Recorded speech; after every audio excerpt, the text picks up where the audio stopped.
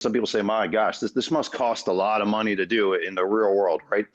Look, if you're a cash investor, it may be a fairly large, what we call top line on the expense, right? But you've got tax credits to factor in. You have many programs you can look at. The first thing anyone should do before they even look at the solar options is say, what am I spending on utility power? If I'm spending, $300 a month, $3,600 a year in 10 years, and I love my home here in Florida, in 10 years, that's $36,000, not even counting for energy inflation, probably going to be more than $40,000 out the door in the next 10 years.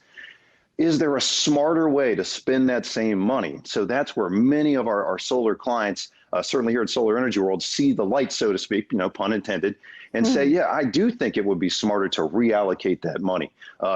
Different programs available, whether you're a cash investor, whether you want to potentially take out a financing, 100% finance one of these solar systems, and that's the one where most people say, I'll take that $300 a month, reallocate it into my solar payment. I'm just taking my utility money, putting it into my solar payment.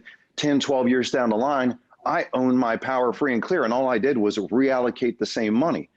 So again, many programs. Very last thing, some utilities in Florida and up and down the East Coast that we work with, they also offer something kind of a solar lease to own type program or PPA program. Sometimes somebody doesn't have the tax liability to take the credits. A program like that could make sense to just kind of save them money right out of the gates and still ultimately own the system.